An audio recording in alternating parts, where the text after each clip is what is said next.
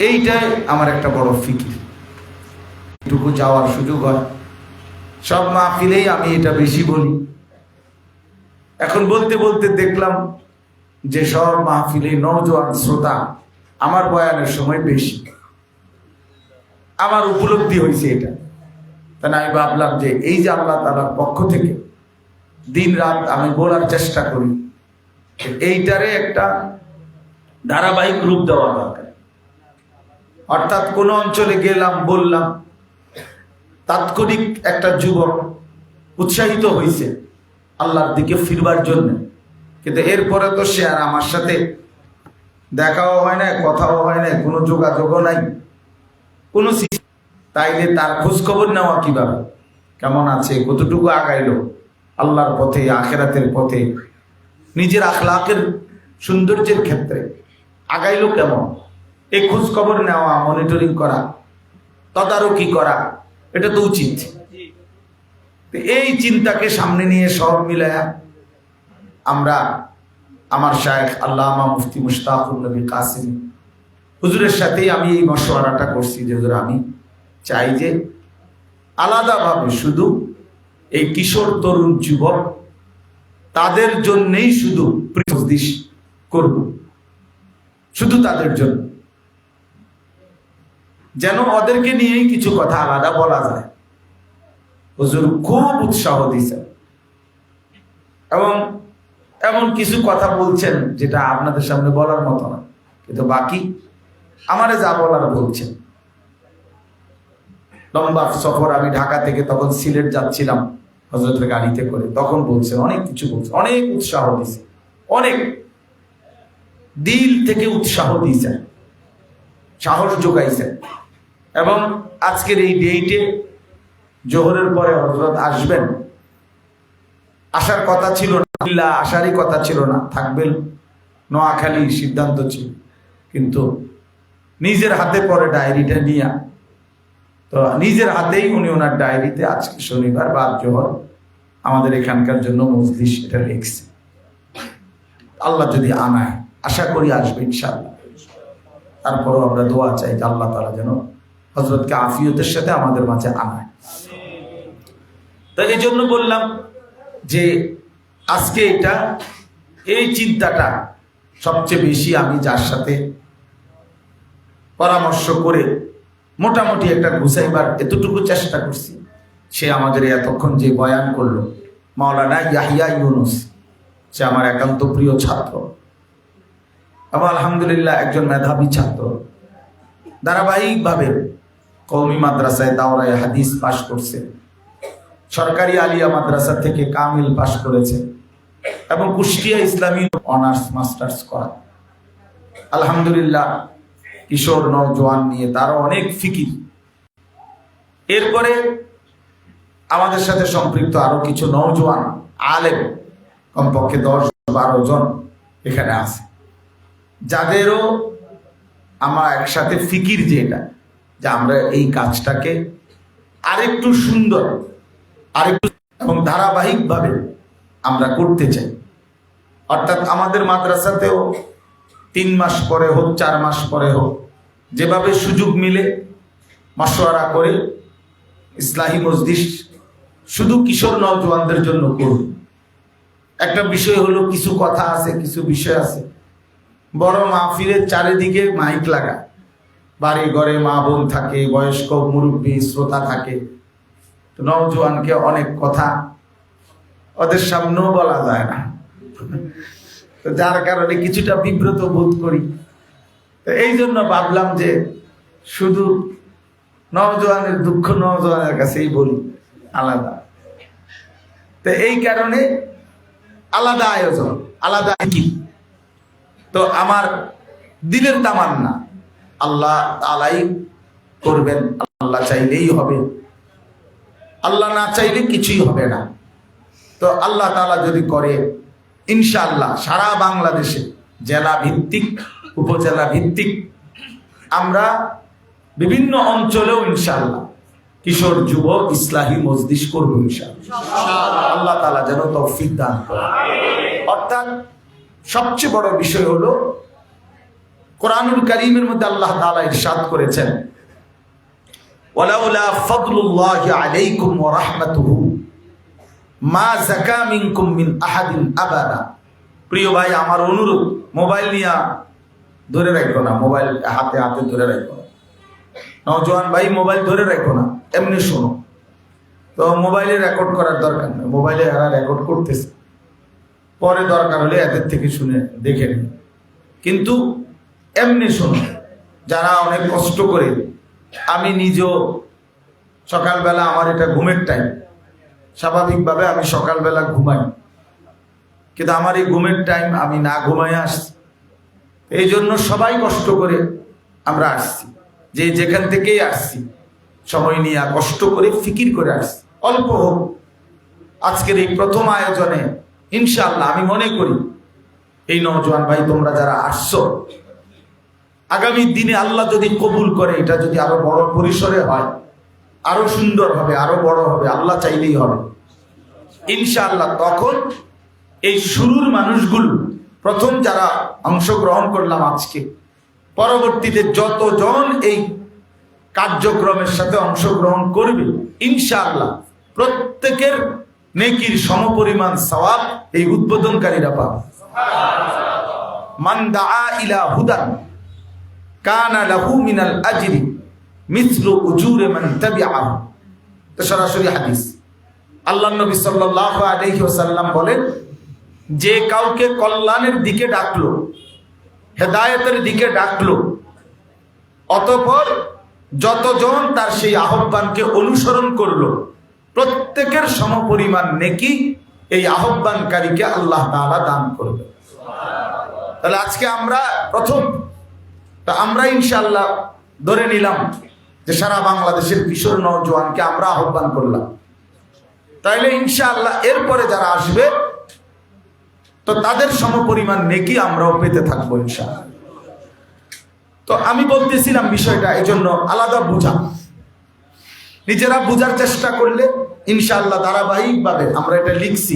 মাওলানা ইয়াহইয়া আলোচনা করেছে মদ, জুয়া, চরিত্র ও জীবন বিধ্বংসী মহাপাপ। এটা আমার নিজের হাতে দেওয়া শিরোনাম। ইনশাআল্লাহ কিছুক্ষণ পরে 12টা থেকে আল্লামা মুফতি আমজাদ হোসেন সাহেব, বাংলাদেশের একজন প্রখ্যাত আলেম, গবেষক, বিচক্ষণ, বিদগ্ধ একজন আলেম দ্বীন, আমাদের কুমিল্লা মুরাদনগরের, তিনি ইনশাআল্লাহ বয়ান করবেন জৈবিক চাহিদা নিয়ন্ত্রণে রোজা কার্যকর মাধ্যম। রাসূলুল্লাহ সাল্লাল্লাহু আলাইহি ওয়াসাল্লাম বলছেন, যুবককে আলাদা বলছেন যে রোজা রাখতে, চরিত্র হেফাজতের জন্য, চরিত্র হেফাজতের জন্য। এবং নবীজি বলছেন, ফা ইন্নাস সাওমা লাহু বিজাউন, নিশ্চয়ই রোজার মধ্যে রয়েছে তোমার যৌন চাহিদা নিয়ন্ত্রণের প্রতিষেধক। এটা অনেক বড় একটা প্রতিষেধক। এই বিষয়টার উপরে, রোজার বিষয়টা, যুবকের জৈবিক চাহিদা নিয়ন্ত্রণে কার্যকর একটি ভূমিকা, এটা নিয়ে ইনশাআল্লাহ উনি আলোচনা করবেন। হযরত মাওলানা মুফতি ইউসুফ বিন ইকবাল, বাংলাদেশের এখন বর্তমান সময়ের নওজোয়ান আলোচকদের মধ্যে একজন অন্যতম আলোচক, অনেক সুন্দর বয়ান করে সে মাওলানা, আলহামদুলিল্লাহ উনিও আসতেছেন, উনিও আলোচনা করবেন জিনা, ব্যভিচার ও হারাম সম্পর্কের ক্ষতিকর প্রভাব এই বিষয়ে। আমাদের কুমিল্লা ক্যান্টনমেন্টের দাওয়াত ও তাবলীগের আমাদের সাথী, আমাদের উলামায়ে কেরামের সাথে সম্পৃক্ত একজন দিন দরদি ডাক্তার, শিশু বিশেষজ্ঞ ডাক্তার, ডাক্তার মিজানুর রহমান, উনি ইনশাআল্লাহ কিছুক্ষণ বয়ান করবেন জীবন গঠনে দাওয়াত ও তাবলীগের ভূমিকা। আমার শায়েখ আরিফ বিল্লাহ হাকিমুন নফস আল্লামা মুফতি মুশতাকুন নবী কাসেমি জোহরবাদ হুজুর ইনশাআল্লাহ বিরতির পরে বয়ান করবেন, ইসলাহি বয়ান, হজরতের মর্জি মতোই ইনশাআল্লাহ বয়ান করবেন। তো আপনাদের কাছে নওজোয়ান ভাই, বিশেষ করে তোমাদের কাছে আমাদের বিশেষ কথা হলো এটা, আল্লাহ তাআলা কুরআনুল কারীমের মধ্যে বলছেন, ওয়ালাউলা ফাদলুল্লাহি আলাইকুম ওয়া রাহমাতুহু মা যাকা মিনকুম মিন আহাদিন আবাদা। আল্লাহ তাআলা বলেন যে আল্লাহ তাআলার দয়া, অনুগ্রহ, রহমত যদি না হয় তাহলে কেহই নিজেকে নিজে সংশোধন করতে পারে না। এই কথাটা হলো মূল কথা আমার। মা যাকা মিনকুম মিন আহাদিন আবাদা, আবাদান কেউ নিজেকে নিজে চরিত্রবান, আখলাকওয়ালা বানাইতে পারবে না। নিজে নিজে পারবেন। আমি নিজে ভালো হয়ে যাব, আমি নিজে এখন থেকে ভালো হয়ে যাব, পারতেন না। বরং আল্লাহ তাআলার দয়া, আল্লাহ তাআলার রহম, আল্লাহ তাআলার অনুগ্রহ যে বান্দার উপরে হয় সেই উত্তম আখলাকওয়ালা হয়, সেই উত্তম চরিত্রবান হয়, সেই গুনাহ থেকে বাঁচবার হিম্মত পায়। কোরআনুল কারীমের মধ্যে আছে, আল্লাহ তাআলা বলছেন আল্লাহু ইয়াজতাবি ইলাইহি মান ইয়াশা ওয়া ইয়াহদি ইলাইহি মান ইউনিব। আল্লাহু ইয়াজতাবি ইলাইহি মান ইয়াশা অর্থ হলো আল্লাহ যাকে চান তাকে আল্লাহ জজব করেন। জজব এই শব্দটা অর্থ হলো আল্লাহ তাআলা নিজেই তাকে আকর্ষণ করে টেনে নিজের দিকে ফিরিয়ে নিয়ে আসে। আল্লাহ টেনে নিয়ে আসে। আল্লাহু ইয়াজতাবি। সাইয়্যিদুনা ওমর রাদিয়াল্লাহু তাআলা আনহুকে আল্লাহ তাআলাই জজব করেছেন, অর্থাৎ আল্লাহ তাআলাই কুফরির রাস্তা থেকে আল্লাহ নবী সাল্লাল্লাহু আলাইহি সাল্লামকে হত্যা করতে রওনা দিয়েছে, হাতে তলোয়ার, প্রচন্ড রাগ, চোখে মুখে লাল, এবং মক্কার কুরাইশদেরকে বলছে তোমরা গিয়ে কাবা ঘরের সীমানায় দাঁড়াও, আমি মুহাম্মদের কল্লা নিয়ে আসতেছি। নাউযুবিল্লাহ। এরকম উত্তেজিত যুবক, এরকম উত্তেজিত তরবারি হাতে, উন্মুক্ত তরবারি নিয়ে যিনি রওনা দিলেন, তো যাচ্ছেন তো নবী সাল্লাল্লাহু আলাইহি সাল্লামকে হত্যা করতে, এক মহা পাপের উদ্দেশ্যে। কিন্তু আল্লাহ তাআলার পছন্দ হয়েছে। আল্লাহ বলছেন আমি তোমাকে এই মুহূর্তে হেদায়েত দেব, এই চলমান অবস্থাতে হেদায়েত দেব।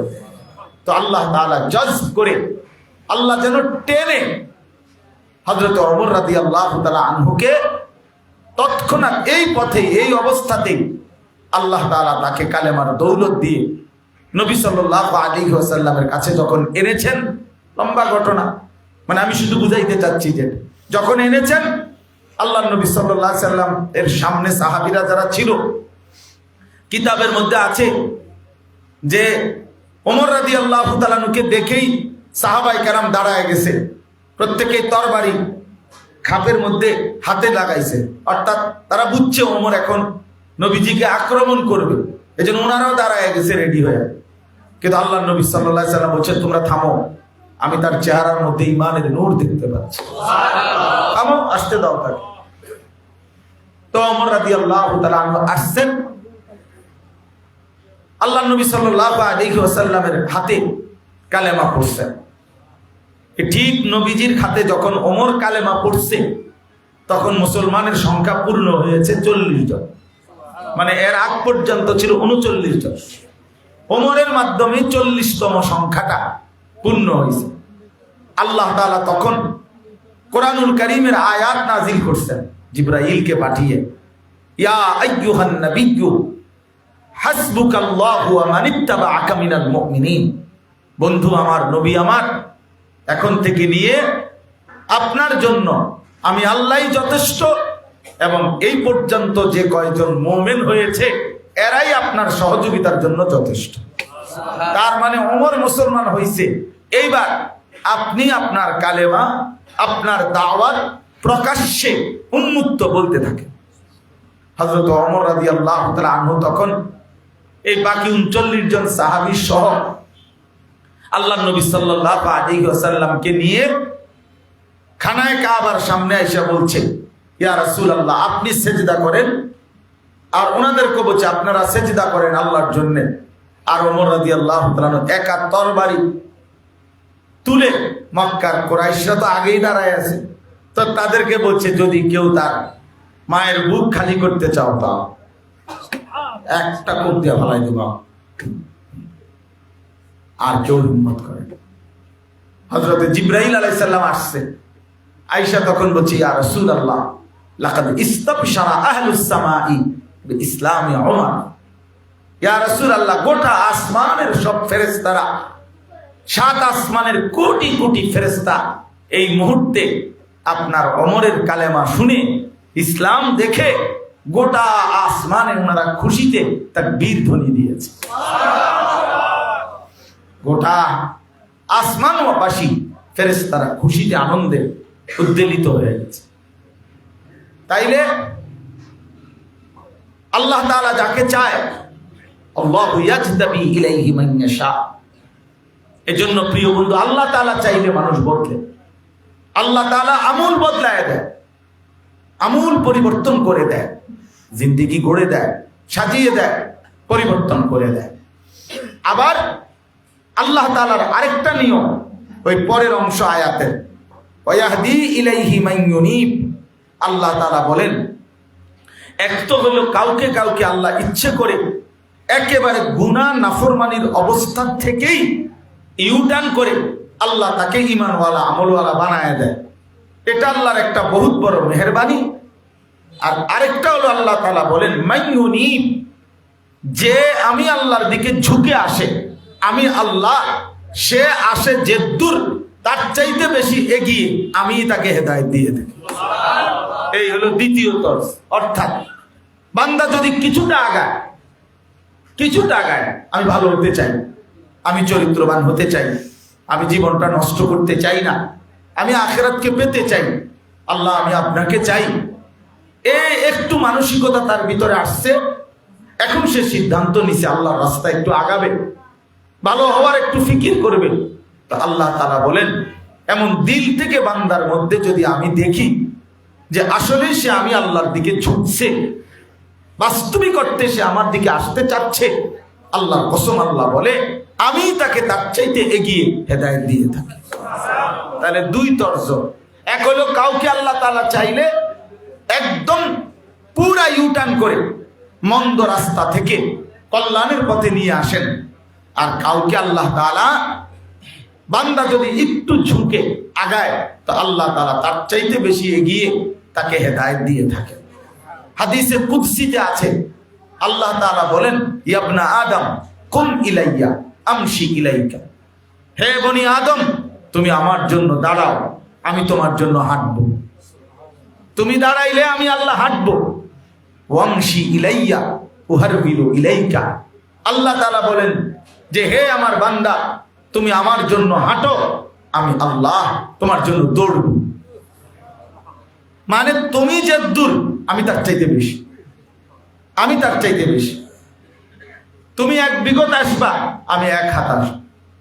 তুমি 1 হাত আসবা, আমি 2 হাত আসবো। তুমি হাঁটতে হাঁটতে আসবা, আমি আল্লাহ তাআলা তাইতুকা হারবালাতান, আমি আল্লাহ তাআলা তোমার দিকে রহমত নিয়ে, মাগফিরাত নিয়ে দৌড়তে দৌড়তে আসবো। এই জন্য প্রিয় ভাই, আল্লাহ তাআলা চাইলে মানুষ পরিবর্তন হয়। ওয়ালাউলা ফাদলুল্লাহি আলাইকুম ওয়া রাহমাতুহু মা যাকা মিনকুম মিন আহাদিন আবাদা। আল্লাহর দয়া, আল্লাহর ফজল, অনুগ্রহ না হলে কেউ নিজেই নিজেকে পরিবর্তন করতে পারে না। ওয়ালাকিন্নাল্লাহা ইউযাক্কি মান ইয়াশা। এই আয়াতের দ্বিতীয় অংশ হলো আল্লাহ তাআলা বলেন যে আল্লাহই যাকে চান তিনি তাকে পরিশুদ্ধ করেন, পবিত্র করেন। তিনি তার জিন্দেগি, দিল, আত্মা, ভেতর বাহির আল্লাহই তাকে পুত, পবিত্র, সৌন্দর্যময় আল্লাহই করে দেন, আল্লাহই করে দেন, আল্লাহই করে দেন। ওয়ালাকিন্নাল্লাহা ইউযাক্কি মান ইয়াশা। আল্লাহ যাকে চান তাকে তিনি পবিত্র করেন। তাহলে এখানে একটা মৌলিক কথা এটা মনে রাখতে হবে যে কেউ যদি আমরা মনে করি, ছেলেরা তোমরাও যদি মনে করো আমি নিজে নিজে ভালো হয়ে যাব, হবে না। বরং কার দয়া লাগবে? আল্লাহ তাআলার দয়া লাগবে, আল্লাহ তাআলার রহম লাগবে, আল্লাহ তাআলার মেহেরবানি লাগবে। আর আল্লাহ নিজেই বলছেন আমি যাকে চাই তাকে আমি পবিত্র করে থাকি, তাকে আমি চরিত্রবান বানিয়ে থাকি, তাকে আমি উত্তম আখলাকওয়ালা বানিয়ে থাকি। আমি আল্লাহই তার দিল সুন্দর করে দেই। এখন আমি যেই প্রথম আয়াতটা পড়ছি খুতবার মধ্যে, সূরা আলে ইমরানের 164 নম্বর আয়াত, আল্লাহ তাআলা বলছেন এই যে আল্লাহ ফয়সালা নিছে কথাটা খেয়াল করেন। আল্লাহ তাআলা যে ফয়সালা নিচে যে আমি পবিত্র করে থাকি, এখন সেই পবিত্র করাটা আল্লাহই করবেন, তো সেইটার জন্য আল্লাহ তাআলা কার্যকর যেই ব্যবস্থাটা রেখেছেন সেইটা হলো আল্লাহ তাআলা বলেন, আমি আমার এই ঈমানদার বান্দাদের জন্য আমার সর্বশ্রেষ্ঠ রাসূল, আমার আখেরি বন্ধু, আমার প্রিয় নবী সাল্লাল্লাহু আলাইহি ওয়াসাল্লাম তাকে পাঠিয়েছি। লাকাদ মান্নাল্লাহু আলাল মুমিনিন, আল্লাহ তাআলা বলেন মুমিনদের উপরে আল্লাহ তাআলা সবচেয়ে বড় দয়া করেছেন। কি দয়া? এক ঈমানদারের উপরে, এক মুসলমানের উপরে। এই যে আমরা এখানে মুসলমান, আমরা ঈমানদার ভাই, আমাদের উপরে আল্লাহর সবচেয়ে বড় দয়া কি? জীবনের সবচেয়ে বড় পাওয়া আমাদের কি? আল্লাহ তাআলা বলেন মুমিনের জন্য জীবনে আমি আল্লাহর সবচেয়ে বড় দয়া হলো আমার আখিরি রাসূল, আমার কলিজার টুকরা, আমার সবচেয়ে প্রিয় বন্ধু, আমার হাবিব, আমার দোস্ত নবী মুহাম্মদ সাল্লাল্লাহু আলাইহি ওয়াসাল্লাম, তাদেরকেই আমি আমার এই ঈমানদার বান্দাদের জন্য দিয়ে দিলাম। এটাই হলো আমি আল্লাহর সবচেয়ে বড় দয়া। এটা দয়া, আল্লাহর সবচেয়ে বড় দান যে আমরা নবীকে পেলাম, আমরা প্রিয় নবী সাল্লাল্লাহু আলাইহি ওয়াসাল্লামকে পেলাম, শ্রেষ্ঠতম রাসূলকে পেলাম, এমন একজন নবীকে পেলাম যার সবকিছু সুন্দর, যার সবকিছু শ্রেষ্ঠ, তার সব সুন্দর, সব সুন্দর। তিনি হাসলেও সুন্দর, তিনি কাঁদলেও সুন্দর, তিনি কথা বললেও সুন্দর, তিনি চুপ থাকলেও সুন্দর, তিনি হাঁটলেও সুন্দর, তিনি স্থির দাঁড়িয়ে থাকলেও সুন্দর, তিনি সুন্দর, সবচেয়ে সুন্দর। ওয়া আহসানু মিনকা লাম তারা কাত্তু আইনি ওয়া আজমালু মিনকা লাম তালিদিন নিসাউ। নবী সাল্লাল্লাহু আলাইহি সাল্লামের সাহাবী হযরত হাসান ইবনে সাবিত বলছে যে আয় নবী, আপনার চাইতে সুন্দর আমি এই দুই নয়নে আর কাউকে দেখিনি। সুবহানাল্লাহ। আপনার চাইতে সুন্দর কাউকে কোনো মা জন্মই দেয় নাই, প্রসবই করে নাই, এমন সুন্দর। তাহলে তিনি সবচেয়ে সুন্দর, আবার তিনি সর্বশ্রেষ্ঠ, সব গুণে তিনি শ্রেষ্ঠ। জীবনের যত কিছু কল্পনা করা যায় মানুষের জীবনে, সমস্ত গুণে তিনি শ্রেষ্ঠ। বন্ধুর কাছেও শ্রেষ্ঠ, দুশ্মনের কাছেও শ্রেষ্ঠ।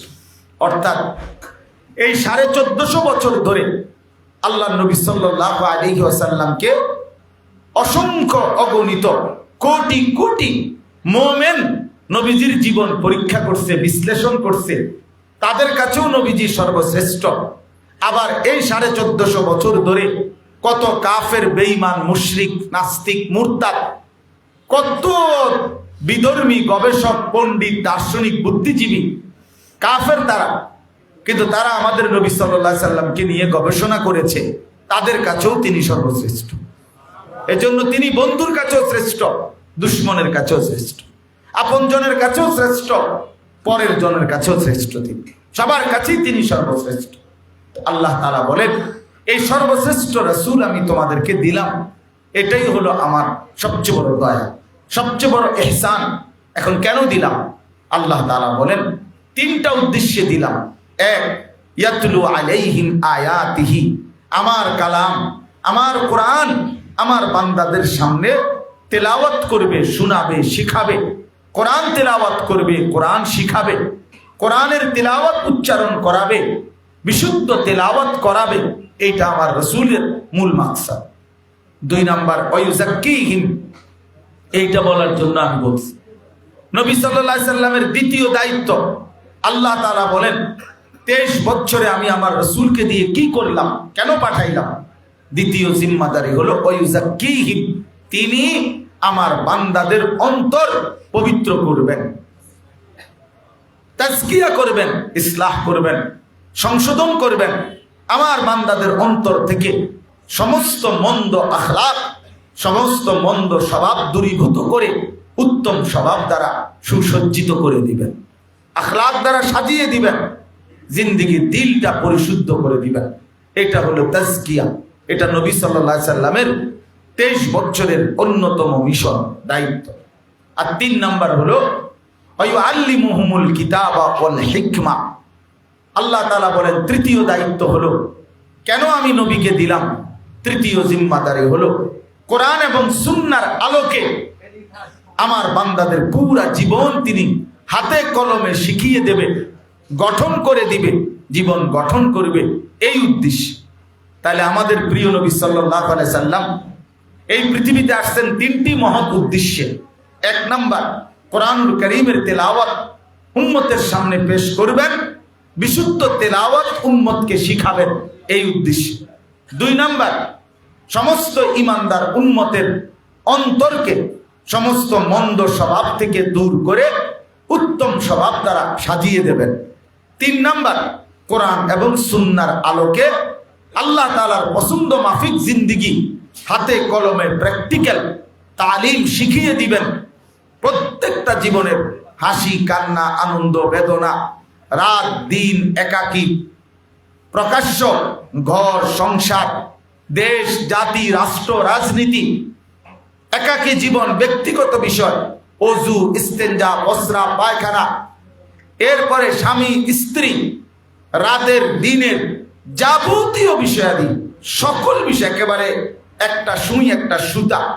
আল্লাহ নবী সাল্লাল্লাহু আলাইহি সাল্লাম শিখাইছেন যে এই গ্লাসের পানি, নবী সাল্লাল্লাহু আলাইহি সাল্লাম শিখিয়েছেন উম্মতকে যে তিনি 3 ঢোকে 3 নিঃশ্বাসে পানি পান করতেন। প্রতিটা নিঃশ্বাস গ্লাসের মধ্যে ফেলতেন না, নিঃশ্বাস বাইরে ফেলতেন। লা ইয়াতানাফাসু ফিল ইনা, আল্লাহ নবী সাল্লাল্লাহু আলাইহি সাল্লাম পাত্রে, গ্লাসে, জগে, মগে নিঃশ্বাস ফেলতেন না, এবং 3 নিঃশ্বাসে কমপক্ষে পানি পান করতেন।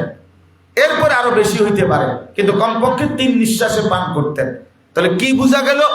বোঝা গেল আল্লাহ নবী সাল্লাল্লাহু আলাইহি সাল্লাম উম্মতের নিঃশ্বাসটা কেমনে ফেলবে এটাও ঠিক করে দিয়েছে, এটাও ঠিক করে দিয়েছে, নিঃশ্বাস পর্যন্ত ঠিক করে দিয়েছেন।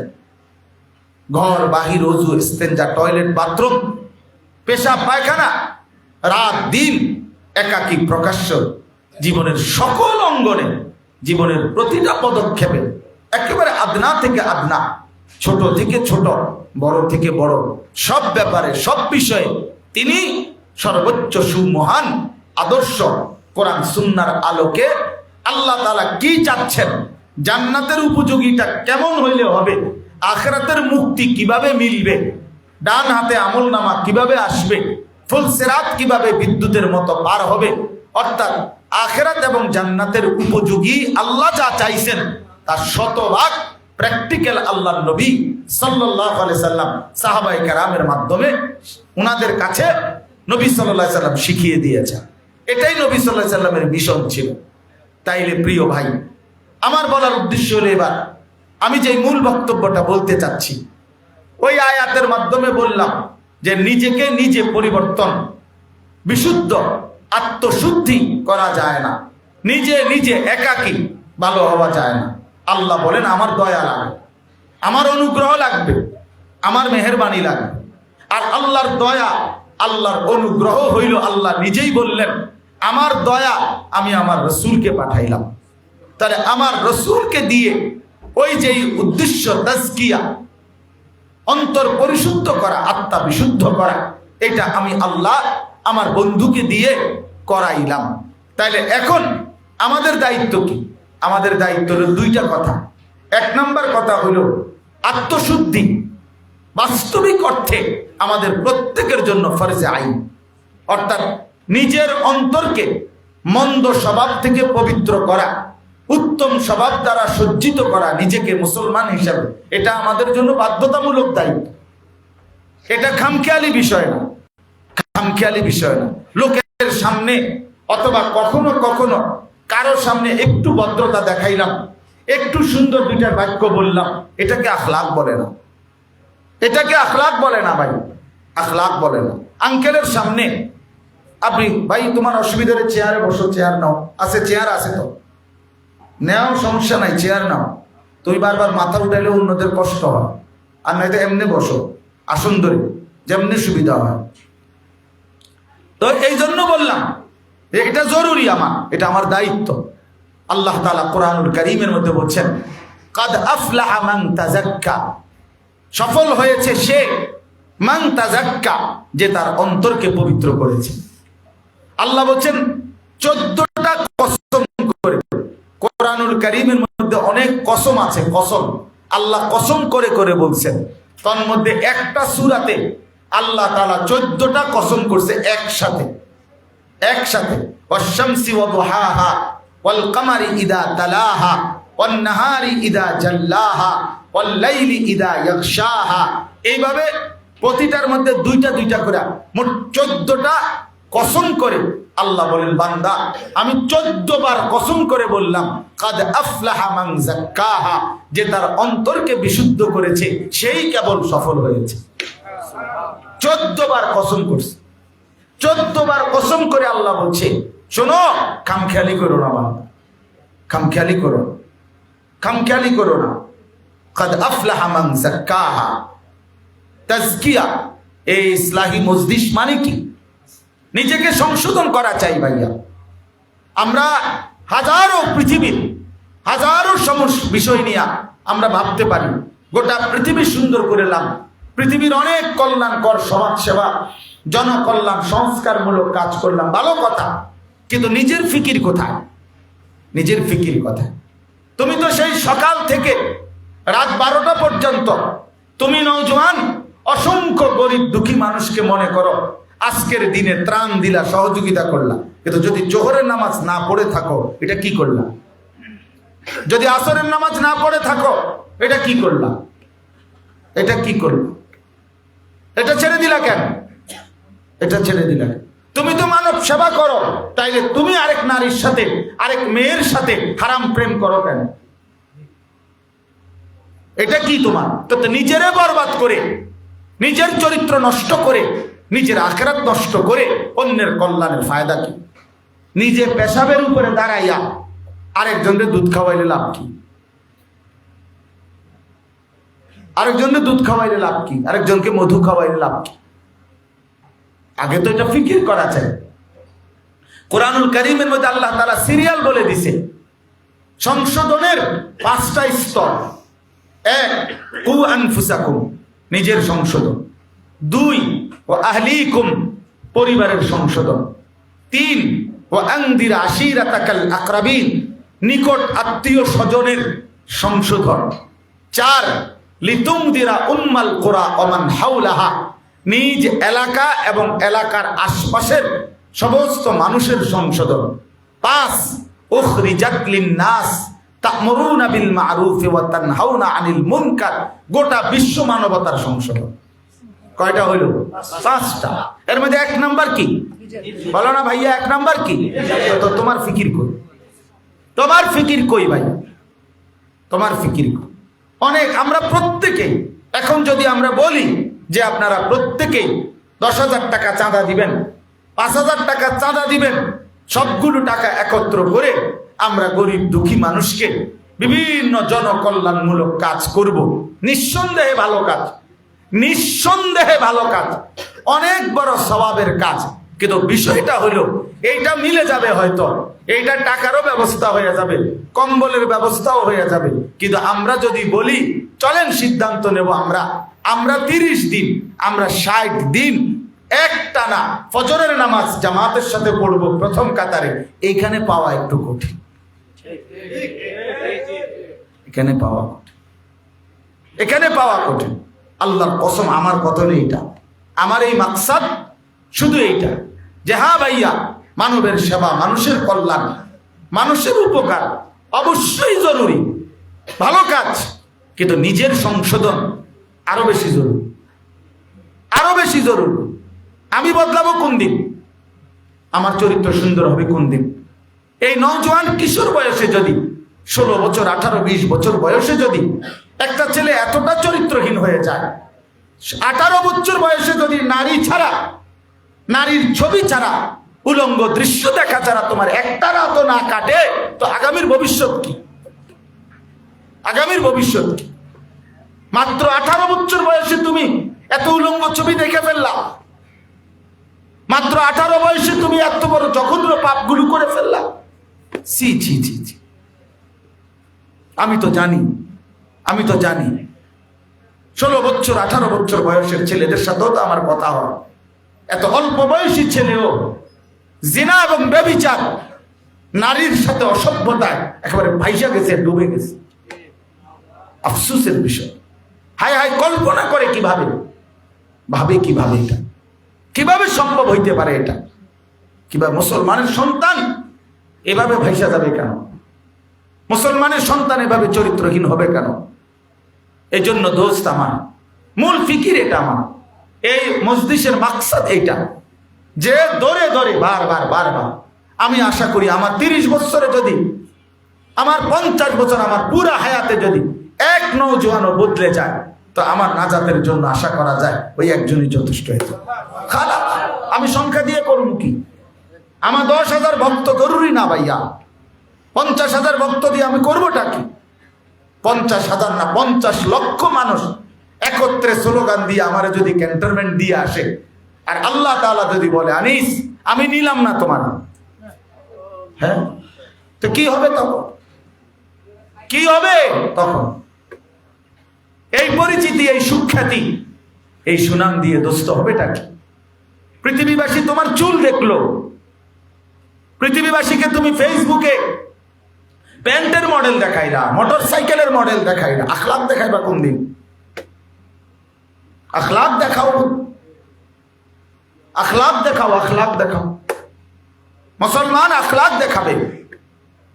এই পৃথিবীতে অসংখ্য, এই পৃথিবীর অসংখ্য অঞ্চলে মুসলমানের আখলাক দেখে লাখো মানুষ কালেমা পড়ে মুসলমান হয়েছে। হ্যাঁ, আজকে যেটা ভারতের একটা প্রদেশ আছে কেরালা, যেটা মালাবার বলতো আগে, এখন কেরালা প্রদেশ বলে, ইন্ডিয়ার একটা এলাকা। এইখানে মুসলিম ব্যবসায়ী ওনাদের উত্তম আচরণের দ্বারা, ওনাদের উত্তম আখলাকের দ্বারা ওই অঞ্চলের হিন্দুরা দলে দলে কালেমা পড়ে মুসলমান হয়েছে, এবং সেই মাধ্যমে এখন এখানে বৃহৎ জনগোষ্ঠী এখানে মুসলিম। আখলাক। সাইপ্রাস, সাইপ্রাস এশিয়া এবং আফ্রিকা নাকি না ইউরোপের সংযোগ একটা দেশ, একটা দ্বীপ, ছোট সাইপ্রাস। এই সাইপ্রাসের মধ্যে সর্বপ্রথম মুসলিম ব্যবসায়ী কাফেলার আখলাক দেখে সর্বপ্রথম মানুষ ওই অঞ্চলে মুসলমান হয়েছে। শ্রীলঙ্কায়, যে ছোট্ট দেশ, এই শ্রীলঙ্কায় যে কয়জন মুসলমান হয়েছে, তো মুসলিম ব্যবসায়ী কাফেলার আখলাক দেখে। সিন্ধু প্রদেশ, আমাদের এই ভারতীয় উপমহাদেশে সর্বপ্রথম যিনি কালেমার পতাকা উড়াইছেন, সিন্ধু প্রদেশে রাজা দাহিরের আমলে, রাজা দাহিরকে পরাজিত করে মোহাম্মদ ইবনে কাসেম রহমতুল্লাহ আলাই মাত্র 18-20 বছর বয়সে আরব থেকে আইসা যিনি এই সিন্ধু বিজয় করে ইসলামের পতাকা উড়াইছেন, তো ওনার আসার প্রেক্ষাপট এবং ইসলাম বিজয়ের পুরা প্রেক্ষাপট মুসলিম একটি ব্যবসায়ী কাফেলার কারণ। আমার বন্ধু, আমার ভাই, আমার বলার উদ্দেশ্য এই কথাটা, মুসলমানের আখলাক দেখে, মুসলমানের আখলাক দেখে, নওজোয়ানের আখলাক দেখে মানুষ আল্লাহর দিকে ফিরবে। হাদিসের মধ্যে আছে, আল্লাহ নবী সাল্লাল্লাহু আলাইহি ওয়াসাল্লাম বলছেন, সাহাবায়ে কেরামের জন্য নবীজি দোয়া করতেন, আল্লাহুম্মা হদি বিহিম, আল্লাহুম্মা হদি বিহিম। এটা সাহাবীদের জন্য নবীজির দোয়া ছিল। মানে কি? মানে হলো আল্লাহর কাছে নবীজি বলতেন, আল্লাহ আমার সাহাবীদেরকে আপনি এমন বানায় দেন যেন কোরআন থেকে যেমন মানুষ হেদায়েত পায়, আমি রাসূলের সুন্নাহ থেকে যখন মানুষ যেমন হেদায়েত পায়, তো আমার সাহাবীদেরকে দেখেই যেন মানুষ হেদায়েত পেয়েছে। আল্লাহুম্মা হদি বিহিম মানে এদের দ্বারা হেদায়েত দেন, সাহাবাদের দ্বারা হেদায়েত দেন, ওদেরকে দেখেই যেন হেদায়েত পায়, ওদের আখলাক দেখেই যেন হেদায়েত পায়। जो ना थे खुद राह पर औरों के हादी बन गए, क्या नजर थी जिसने मर्दू को मसीहा कर दिया। আল্লামা ইকবাল বলছে নবীজিকে স্মরণ করে, হে নবী সাল্লাল্লাহু আলাইহি ওয়াসাল্লাম, হায় আপনি কি গঠন করলেন আপনার এই পবিত্র সাহাবাদেরকে। একদিন এরা পথহারা ছিল, একদিন এরা গোমরাহ ছিল, পৃথিবীর সমস্ত মন্দ কর্ম জাহিলি যুগে মক্কাবাসী করত, চুরি ডাকাতি জিনা ব্যভিচার। ভাইয়া ওদিকে তাকায়ও না ভাই, এদিকে তাকাও। মদ জুয়া 24 ঘন্টা এই আরব, এই মক্কাবাসী গুনাহে লিপ্ত ছিল।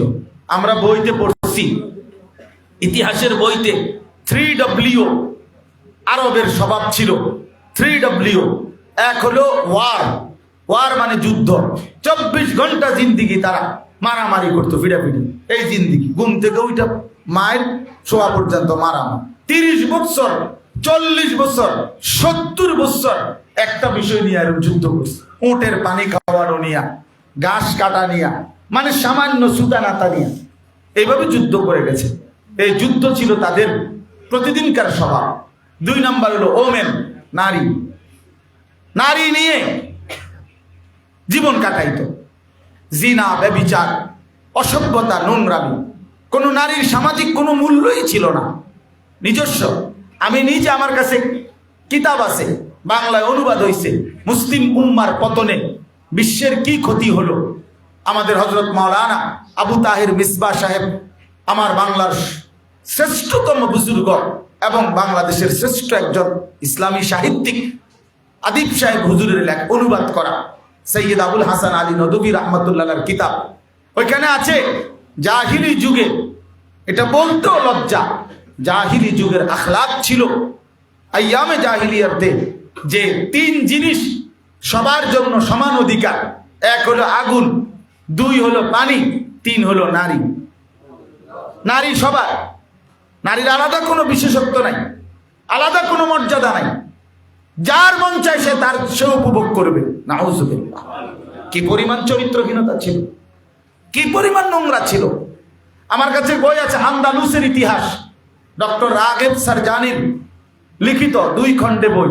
ওখানে স্পষ্ট আছে এক সময় ছিল, এত জঘন্য ছিল, আপন ভাই বোন 2 জন একসাথে বকরি চড়াইতো, ছাগল চড়াইতো। 6 মাস পরে, 1 বছর পরে, নাউজুবিল্লাহ নাউজুবিল্লাহ, আপন ভাই কর্তৃক আপন বোন গর্ভবতী হয়ে ঘরে ফিরত। এত অসভ্য ছিল, এত চরিত্রহীন ছিল এরা, পথ হারা ছিল। কি আল্লাহ চিনত না, আখলাক চিনত না, জিন্দেগির কিছুই চিনত না। কোন মনুষ্যত্ব বলতে ছিল না তাদের, কোন আখলাক ছিল না। এই পরিমাণ চরিত্রহীনতা ছিল। ওমেন, নারী মানে নারী ছিল 24 ঘন্টার উপভোগের পণ্য। এ তো জাহিলিয়াতের আখলাক। আর 3 নাম্বার হলো ওয়াইন। ওয়াইন মানে মদ। ওয়াইন মানে কি? মদ। এই ওয়ার, ওমেন, ওয়াইন, তো কয়টা ডব্লিউ হইল? 3W। এই 3টা ডব্লিউ, অর্থাৎ এই ছিল তাদের যে মদ। মদ আরবি ভাষায় মদের যত আইটেম, মদের যত আইটেম, মদ বুঝানোর জন্য আরবি ভাষায় শত শত নাম, শত শত নাম, শত শত নাম। মদের যত আইটেম জাহিলিয়াতে ছিল, আরবে ছিল, এখনো ইউরোপে এগুলো নাই, এত বেশি ছিল। মদ তাদের 24 ঘন্টা জীবনের সকল ক্ষেত্রে যে কোনো কিছু, চা বিস্কুটের মতো তারা স্বাভাবিকভাবে মদ পান করত। তারা এত নিকৃষ্ট যেই মানুষগুলো ছিল, আল্লামা ইকবাল বলেন, হে নবী, যারা পথ হারা ছিল, যাদের কোনো আখলাক ছিল না, আপনার পবিত্র ছোঁয়ায়, আপনার স্পর্শে, আপনার মোবারক মেহনতে, আপনার চোখের পানির বরকতে, আপনার রাত জাগার বরকতে 23 বছরের আপনি দুয়ারে দুয়ারে আপনি মানুষের কাছে কাছে হাঁটছেন, কথা বলছেন, ফিরাইবার চেষ্টা করছেন। ফলে আজকে কি হলো? আর রুকে হাদি বন গায়ে। আজকে সেই মানুষগুলো যারা নিজেরা ছিল পথ হারা, আজকে তারাই হয়ে গেল লক্ষ মানুষের পথ প্রদর্শক। আজ তারা পথ দেখায়, এটা নামায়, আজ তারা পথ দেখায়। जो ना थे खुद राह पर औरों के हादी बन गए। যারা নিজেরাই পথ হারাছে। হযরত ওমর রাদিয়াল্লাহু তাআলা আনহু বলতেন, নওজোয়ান শোনো ভাইয়া, ওমর রাদিয়াল্লাহু তাআলা আনহু বলতেন যে আমি সেই ওমর, ইসলাম পূর্ব যুগে আমি এক মহিলার বকরি চড়াইতাম, বকরি চড়াইতাম। আমি কোনোদিন, ভাইয়া মোবাইলটা হাতে যাদের, এটা নামাও, মোবাইল নিয়ে ব্যস্ত হয়েও না ভাইয়া, নিষেধ করলাম না, এমনি শোনো মিয়া। তো বলতেছিলাম হযরত ওমর রাদিয়াল্লাহু তাআলা আনহু বলতেন যে ইসলাম পূর্ব যুগে আমি মহিলার বকরি চড়াইতাম নির্ধারিত মজুরিতে, পারিশ্রমিকে, কিন্তু উনি বলেন আল্লাহর কসম আমি কোনোদিন মহিলার বকরিটা সন্ধ্যাবেলায় আইসা গইনা বুঝাইয়া দিতে পারতাম না, ডেইলি হারাইয়া লাইতাম, 2টা-4টা হারাইয়া লাইতাম। আমি বুঝতাম না কয়টা নিছিলাম, এখন কয়টা ফিরত আমার মন নাই, কি কয়টা নিছো কি জানি মন নাই, বুঝে গেছি। এরকম আলাবোলা ছিলাম আমি, এরকম সহজ ছিলাম, বুঝতাম না আমি, এরকম বোকা ছিলাম। কিন্তু আজ ইসলাম কোরআনের বরকতে যেই ওমর 50টা 100টা ছাগল গুছাইয়া রাখতে পারতাম না, আজ সেই ওমর আধা জাহানে বাদশাহী করে। ইসলাম আমাকে কোথায় পৌঁছায় দিছে, কোরআন আমাকে কোথায় পৌঁছায় দিছে, রাসূলুল্লাহ সাল্লাল্লাহু আলাইহি ওয়াসাল্লামের সাহচর্য আমাকে কোথায় পৌঁছায়। এজন্য প্রিয় ভাই আমার, এই বই অনেক সুন্দর বই, ডক্টর রাগিব সারজানি, শোনো হে যুবক, এই অসাধারণ বই। উনি বলছেন, উনি কায়রোর, মিশরের একজন পৃথিবী বিখ্যাত দার্শনিক একজন, উনি বলছেন এই কথা যে আমি কায়রো ইউনিভার্সিটিতে, উনি বলছেন আমি যুব সমাজের সেমিনার হয়েছে, যুব সমাজের সমস্যাবলী এই শিরোনামে। উনি বলেন আমাকে তারা অতিথি হিসাবে বক্তব্য দেওয়ার জন্য যখন বলছে, আমি ব্যাপক প্রস্তুতি নিয়ে আসছিলাম। তো প্রথমে আমি তাদেরকে বললাম যে তোমরা ছোট্ট কাগজে আমার একটু লিখে জানাও যে তোমাদের সমস্যা কি। তিনি বলেন যে যুবকরা আমার কাছে যখন কাগজগুলো দিল, আমি কাগজগুলো দেখে তারা আমার কাছে যেই সমস্যা পেশ করলো, আমি আসমান থেকে পড়লাম যে হায়, আমি ভাবছি তাদেরকে নিয়ে কি আর তারা ভাবতেছে কি। আমার ভাবনার সাথে তাদের ভাবনা আকাশ পাতাল ব্যবধান। ওইটা লিখছে উনি। প্রত্যেক যুবকের সবগুলো কাগজের খোলাসা সারাংশ ছিল বেকারত্ব, লেখাপড়া শেষে বেকার হওয়ার পর বিয়ের আকাঙ্ক্ষা, অথচ এই সময়ে তাদের পক্ষে সামর্থ্যহীনতার কারণে তা অসম্ভব হয়ে ওঠে। যুবক যুবতীদের অবাধ মেলামেশার প্রেক্ষিতে তাদের যৌন আকাঙ্ক্ষা নাড়া দিয়ে ওঠা, দৃষ্টি নামিয়ে রাখতে কষ্ট হওয়া, জটিল শিক্ষা ব্যবস্থা ও তা কাজে না লাগার অনুভূতি, গোপন কু অভ্যাস, হাতের অপব্যবহার, নিজের আখলাকের অপব্যবহার, লজ্জাস্থানের অপব্যবহার ইত্যাদি, দরিদ্রতা, অর্থ সংকট, টাকা পয়সার টানাটানি, এক পেশে ভালোবাসা। মানে বুঝাইছে, কেউ কেউ লিখছে আমি ওকে ভালোবাসি, ও আমার পাত্তাই দেয় না। আজ 3টা বছর ধরে আমি ওর পিছনে ঘুরি, আমি ছাগলের মতো বে বে করি, বে বে, ছাগল হে বে বে করে, মেয়ের পিছনে হে করে, অপদার্থ বলে কিভাবে। তো মাদক দ্রব্যের সায়লাভ, নেশা, ধূমপান। এরপরে একজনের সমস্যা ছিল, সে মুঠোফোন মানে মোবাইল কিনতে চায়, বাবা দিচ্ছে না। মানে হযরত বলেন যে এই জাতীয় বিষয়গুলো ছেলেরা তাদের সমস্যা তুলে ধরছে। আর তিনি বলেন আমি ভাবতেছিলাম যা তাদের সাথে আলাপ করব।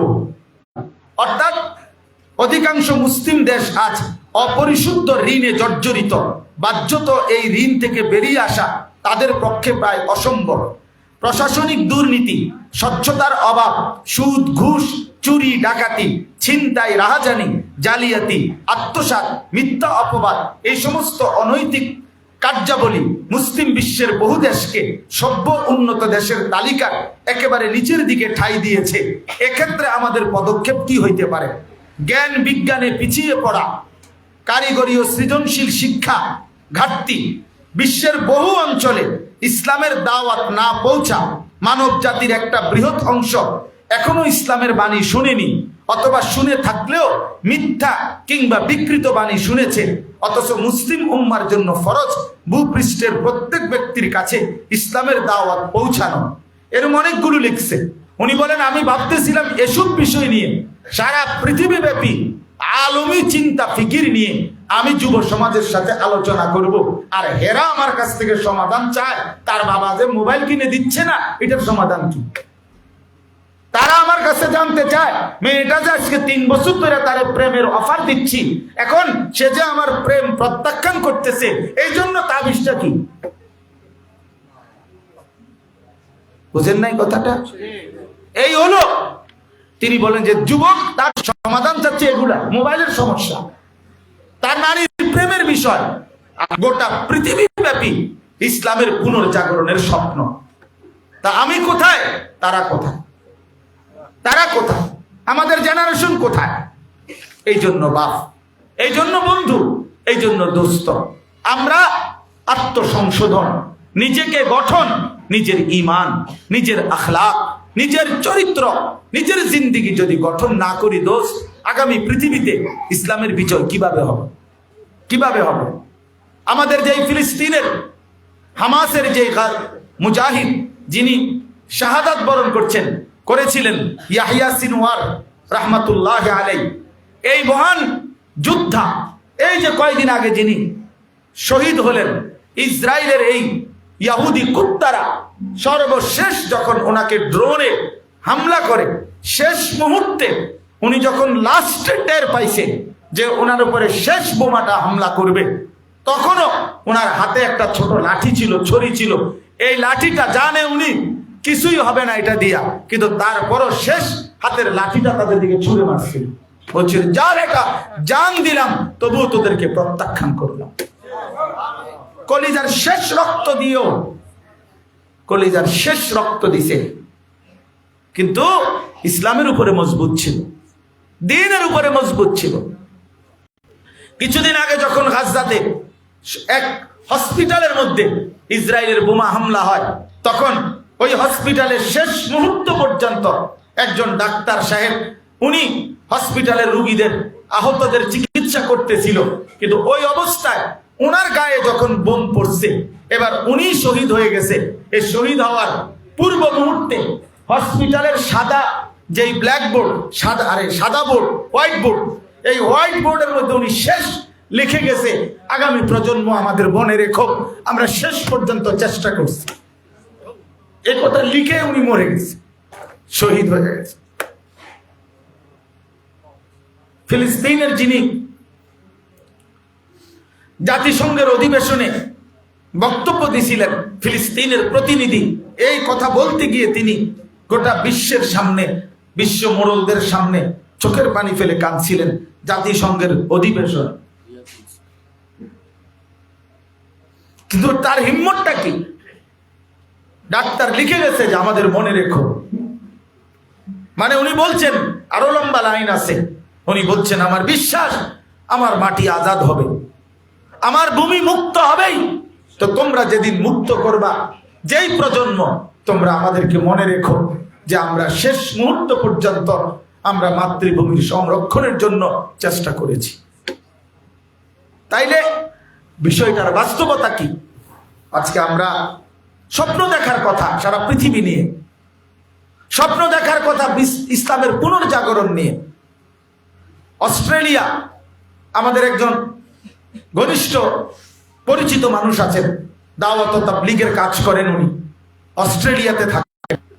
আমাদের সুদর্ণপুর আমার শায়েখের মাদ্রাসার মধ্যে উনি তখন বক্তব্য দিতে গিয়ে বলছিলেন যে অস্ট্রেলিয়াতে এমন বিচ্ছিন্ন ছোট ছোট দ্বীপ এখনো আছে, এখনো জিম্মাদারি কথা বলে না, বলো না ভাইয়া, এখনো কি ওমরে ফারুকের জিম্মাদারি? তো কার জিম্মাদারি? ওমর ফারুকের উত্তরসূরির জিম্মাদারি, আমার জিম্মাদারি, তোমার জিম্মাদারি। তুমি কোন দিন ডাকবা মানুষকে আল্লাহর দিকে? তুমি ফিরবা কোন দিন? দিন নাই, রাত নাই, শুধু মোবাইল, শুধু নারী, শুধু ছবি, শুধু অস্থিরতা, শুধু বেহায়াপনা, শুধু হাসি ঠাট্টা আহ্লাদ। এই এক জিন্দেগি কি? শুধু বিনোদন, শুধু মজা, শুধু উৎসব, শুধু আনন্দ, শুধু ফুর্তি। হায় হায়, একই জীবন, একই জীবন। এ কোথায় যাচ্ছে আমরা শেষ পর্যন্ত? এজন্য বন্ধু, দোস্ত, আখলাকের সুন্দর চাই, আখলাকের সুন্দর চাই, আখলাকের সুন্দর চাই। একজন যুবক, মূলত আমাদের কোরআন সুন্নাহর ভাষায় যে প্রাপ্তবয়স্ক সেই যুবক, অর্থাৎ যে বালেগ হয় সেই যুবক, সেই যুবক মূলত, অর্থাৎ একটা মেয়ে 13 থেকে 14 এই 1 বছরের ভিতরে সাবালিকা হয়, যেই প্রাপ্তবয়স্ক।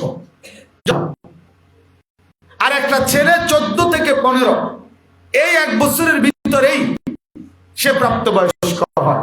এই বছরের ভিতরেই স্বাভাবিকভাবে তার বীর্যপাত হয়, স্বপ্নদোষ হয়, বীর্যপাত হয়, আর তখন থেকেই সে, যেদিন থেকে প্রথম তার বীর্যপাত হয়েছে সেদিন থেকেই সে সাবালক, যুবক, প্রাপ্তবয়স্ক, সেদিন থেকে মৃত্যু পর্যন্ত খোদার কসম প্রতি সেকেন্ডের হিসাব আল্লাহ তাআলা নেবে।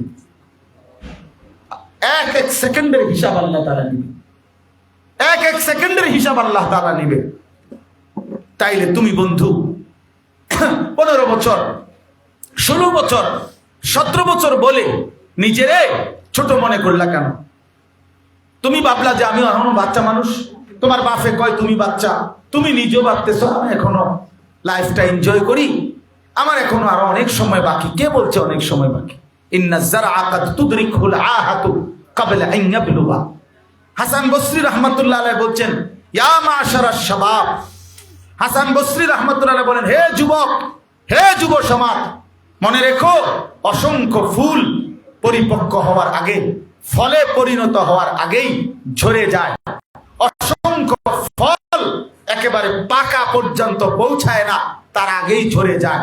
তার মানে গাছের আমের যেই মুকুল বের হয় সবগুলো আম হয়?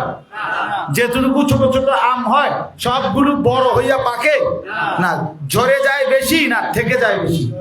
ঝরে যায় বেশি। এই জন্য বৃদ্ধ হয় কম, কিশোর নওজোয়ান এটা মনে রাখো, এর আগেই যৌবন কালেই মৃত্যু হয়ে যায় অধিকাংশ, মৃত্যু হয়ে যায়। কাজে সময় বেশি নাই, সময় আজকেই, সময় এখনই, সময় এখনই। আল্লাহ তাআলা কোরআন দফ, শিশুকাল হলো দুর্বল, বৃদ্ধকালকে আল্লাহ বলছে দফ। দফ মানে দুর্বল। শুধু কোরআনে আল্লাহ কসম, আল্লাহ বলছে শক্তি, কুওয়াতান, এটা যৌবনকাল। যৌবনকালকে আল্লাহ শক্তি বলছে। তাহলে যৌবনই মানে শক্তি, শক্তি মানেই যৌবন, শক্তি মানেই যৌবন। এই জন্য যৌবনকালে কেউ যদি নষ্ট হয়ে যায় পরে ঘুরে দাঁড়ানো কঠিন, পরে ঘুরে দাঁড়ানো। এই উঠতি বয়সে যে নষ্ট হয়ে যায়, চরিত্রহীন হয়ে যায়, গুনার মজা পাইয়া যায়, নারীর মজা, গুনার মজা, জিনার মজা, ব্যভিচারের মজা, অশ্লীলতার মজা, নিজের হাত, নিজের লজ্জাস্থানকে নাপাক ব্যবহার করার মজা, এই অসভ্যতা যে মজা পেয়ে যায়, ফিরে আসা কঠিন হয়ে যায়, কঠিন হয়ে যায় দোস্ত। এই জন্য বন্ধু 16 বছর ছোট না, 17 বছর ছোট না। রাসূলুল্লাহ সাল্লাল্লাহু আলাইহি সাল্লামের বিখ্যাত সাহাবী জুবাইর ইবনুল আওয়াম, উনি যখন মুসলমান হয়ে নবীজির সঙ্গী হয়েছেন তখন উনার বয়স ছিল 15 বছর। হযরত তালহা ইবনে উবাইদুল্লাহ, রাসূলুল্লাহ সাল্লাল্লাহু আলাইহি সাল্লামের বিখ্যাত সাহাবী, তিনি যখন মুসলমান হয়েছেন এবং আল্লাহর নবীর পক্ষে অসংখ্য যুদ্ধ করে গিয়েছেন, সেই সাহাবীর বয়স ছিল 16 বছর। আল্লাহর নবী সাল্লাল্লাহু আলাইহি সাল্লাম উহুদের যুদ্ধের দিন সর্বপ্রথম যার হাতে তীর তুলে দিয়ে বলছে তুমি বেঈমানের দিকে প্রথম তীর মারো, তার নাম হলো হযরত সাদ ইবনে আবি ওয়াক্কাস রাদিয়াল্লাহু তাআলা আনহু। উনি ছিলেন 17 বছরের যুবক তখন। এই 17 বছর বয়সে ওনার হাতে প্রথম তীর দিয়ে আল্লাহর নবী বলছেন দুশমনের দিকে প্রথম তীর তুমি মারো।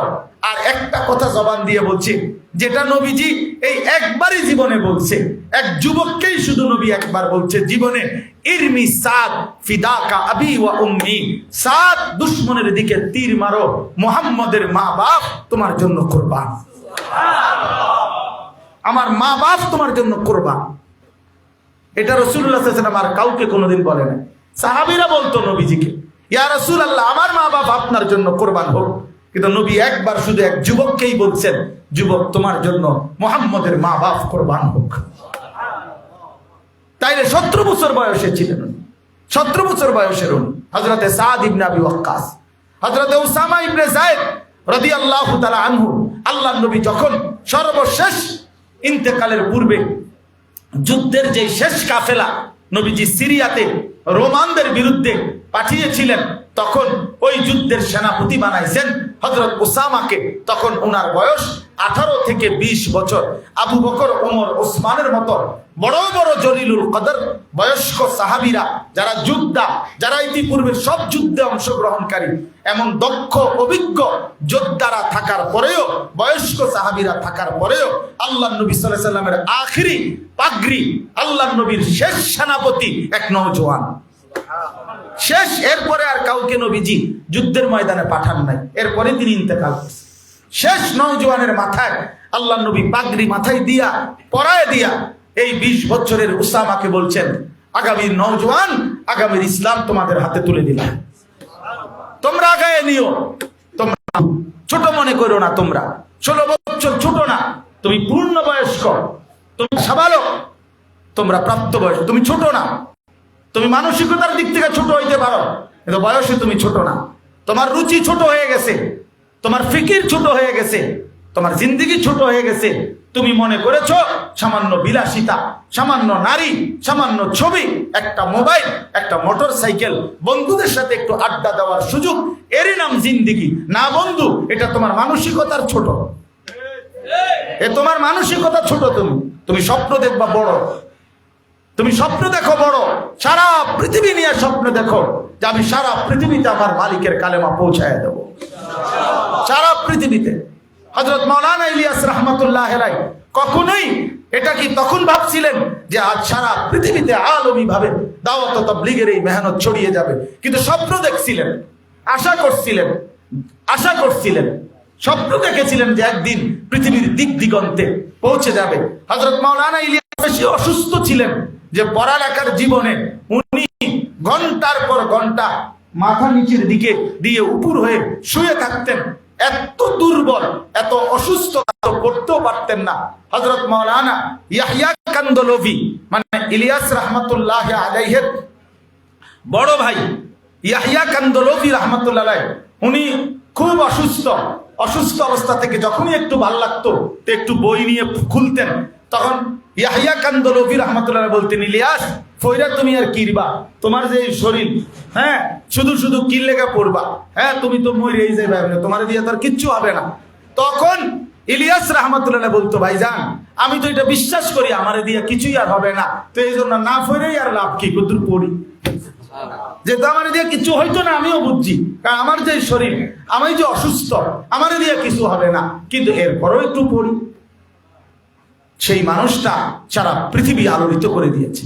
যুগ জামানা বদলে দিতে চাই না হাজার জন, এক মানুষই আনতে পারে জাতির জাগরণ। একজনই পারে, একজনই চাইলে, এক বুক হিম্মত থাকতে হয়, এক অদম্য সাহস থাকতে হয়।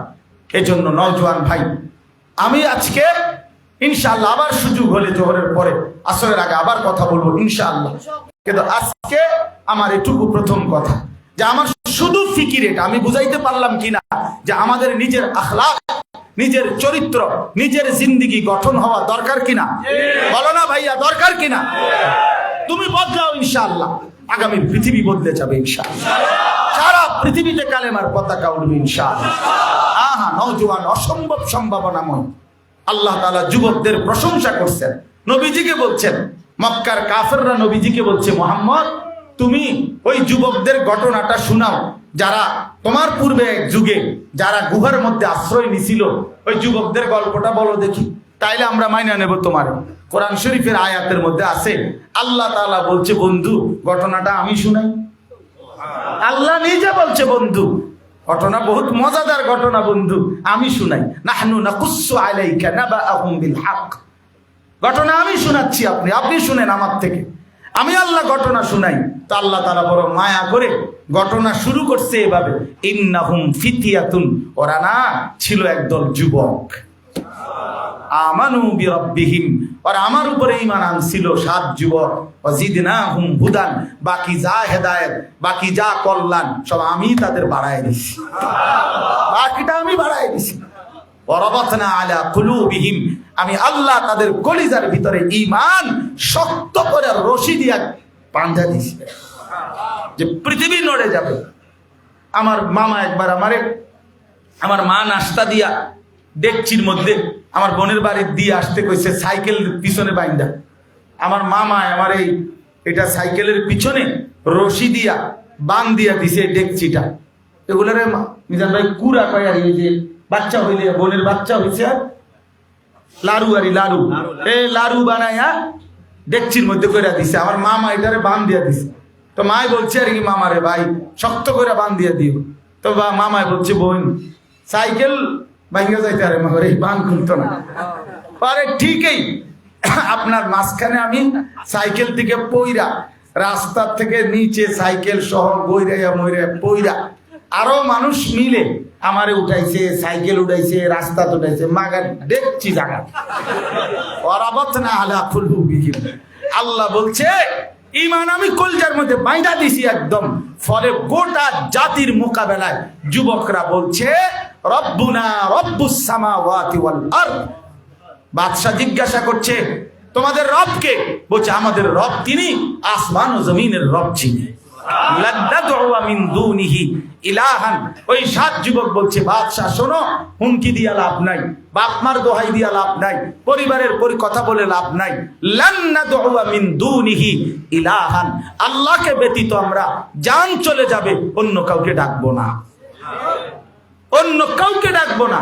লাকাদ কুলনা ইদাম শাতাতা, যদি আল্লাহকে বাদ দিয়ে কারো ডাকি তো এটা হবে আমাদের জন্য দুর্ভাগ্য, দুর্ভাগ্য। এই জন্য ইনশাআল্লাহ আগামীর নওজোয়ান তুমি যদি হিম্মত করো, চরিত্র সুন্দর করো, আখলাক ঠিক করো, ইনশাআল্লাহ তোমার হাতে মাহাদির পতাকা উড়বে ইনশাআল্লাহ, ইসলামের পতাকা উড়বে ইনশাআল্লাহ, কালেমার পতাকা উড়বে ইনশাআল্লাহ। রাজি তো আমরা ইনশাআল্লাহ? সবাই রাজি তো ইনশাআল্লাহ? আল্লাহ তাআলা হিম্মত দান করেন, তৌফিক দান করেন। ওরে মুসলিম ভীরু কাপুরুষ, ভয় কেন আজ করিস রণে, কিসের শঙ্কা ছুটে চল আজি, জীবন পাবি রণাঙ্গনে। আরব মরুর সন্তান মোরা, তলোয়ার দেখে কবু কি ডরি, আঘাতে আঘাতে গর্জে উঠে নতুন করি। যাতনা সয়েছি, আগুনে পুড়েছি, ডুবিয়ে মরেছি কতরে, তবুও মোরা অজেয় করেছি পুণ্য ধর্ম ইসলামের। নস নস তুই হীন নস, আছে রে তোর অজেয় খ্যাতি, মুসলিম তুই বিশ্বাস কর, দুনিয়া মাঝে তুই শ্রেষ্ঠ জাতি, দুনিয়া মাঝে তুই শ্রেষ্ঠ জাতি। আল্লাহ তাআলা আমাদের প্রতিটা নওজোয়ানকে হিম্মত দান করেন, উত্তম আখলাক দান করেন ইনশাআল্লাহ। আমার পরম শ্রদ্ধেয় আমাদের, আমি শুরুতেই বলছি, আমাদের দাওয়াত ও তাবলীগের অন্যতম সাথী, জীবন দাওয়াত ও তাবলীগের সব কাজ একসাথে মিলেমিশে আমরা করি। আমার সেই প্রিয় জনাব শ্রদ্ধেয় ডাক্তার মিজানুর রহমান, তিনি ইনশাআল্লাহ এই মুহূর্তে বয়ান পেশ করবেন, কথা বলবেন, জীবন গঠনে দাওয়াত ও তাবলীগের ভূমিকা, এই বিষয়ে তিনি সংক্ষিপ্ত আলোচনা করবেন। আল্লাহ তাআলা তৌফিক দান করেন, আমিন।